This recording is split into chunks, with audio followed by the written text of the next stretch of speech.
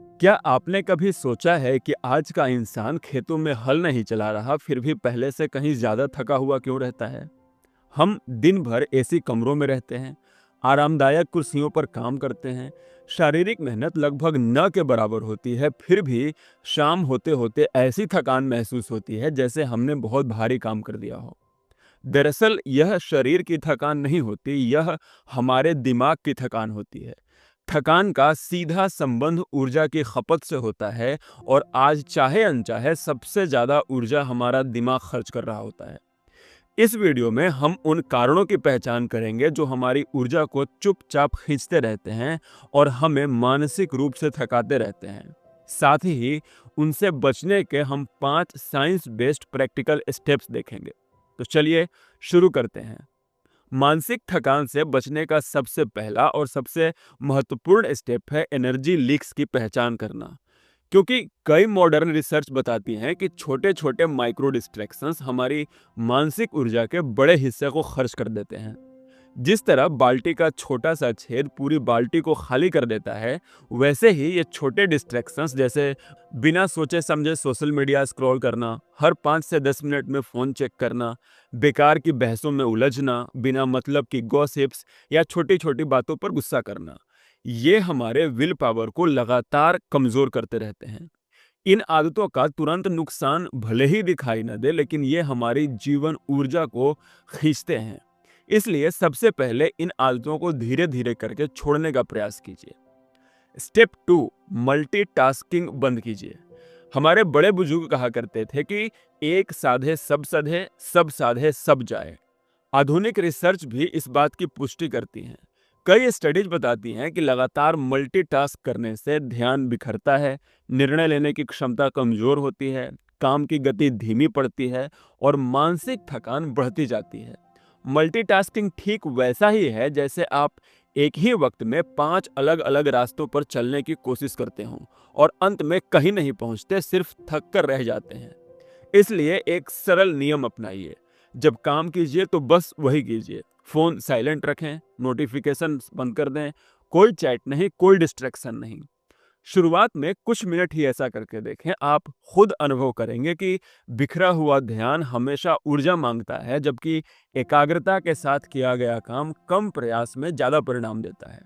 यह अनुभव अपने आप में एक योग जैसा लगेगा। स्टेप 3, अपना पोस्चर ठीक करें। मेडिकल साइंस कहती है कि जब हम झुककर बैठते हैं या गर्दन झुकाकर लगातार मोबाइल देखते हैं तो फेफड़ों में कम हवा जाती है, जिससे दिमाग को कम ऑक्सीजन मिलता है। शायद इसीलिए योग में भी सही पोस्चर और सांस को बहुत महत्व दिया गया है।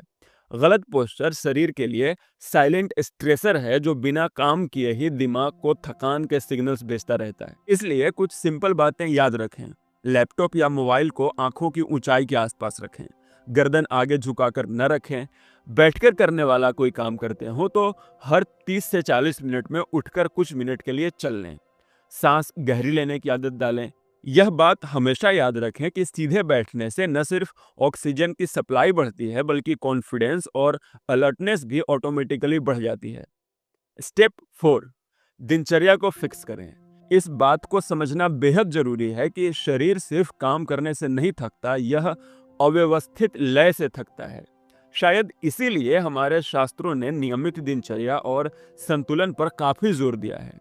योग शास्त्र में इसे समत्व कहा गया है, यानी एक ऐसी स्थिति जहां शरीर, मन और दिनचर्या एक ही ताल में चलते हैं।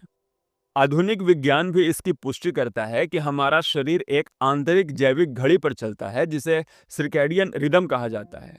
लेकिन जब सोने, जगने और खाने का समय लगातार बदलता रहता है तो यह लय टूट जाती है और ऊर्जा बिखरने लगती है। सोचिए, अगर किसी घड़ी के कांटे हर मिनट अपनी चाल बदलें तो क्या वह कभी सही समय बता पाएगी? हमारा शरीर भी बिल्कुल वैसा ही है। अगर दिनचर्या सही हो और हर चीज का समय फिक्स हो तो हमारा इंटरनल सिस्टम बिल्कुल सही तरीके से काम करता है और हम एनर्जेटिक महसूस करते हैं। स्टेप 5, छोटे छोटे खुशी के पल जोड़ें। हमारे शास्त्रों में आनंद को जीवन की असली शक्ति माना गया है। आधुनिक विज्ञान इसे एक बायोलॉजिकल प्रोसेस के रूप में समझाता है।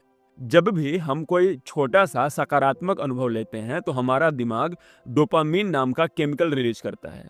यह केमिकल सीधा हमारे मोटिवेशन, फोकस और मानसिक ऊर्जा से जुड़ा होता है।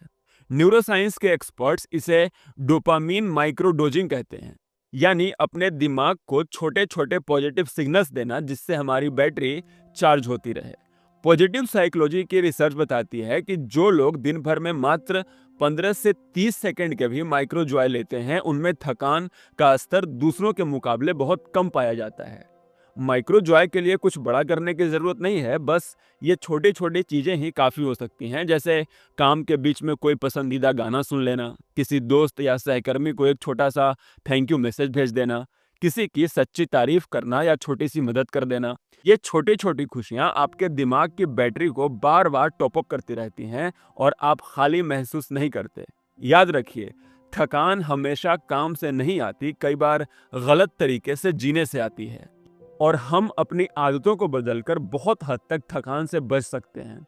तो इस वीडियो को यहीं ख़त्म करते हैं। अगर आपको ये बातें यूज़फुल लगी और आप अपनी लाइफ को सिस्टमैटिक तरीके से रीसेट करना चाहते हैं, तो मेरा 21 दिनों का रीसेट लाइफ फ्रेमवर्क ज़रूर चेक करें। लिंक बायो में है। धन्यवाद।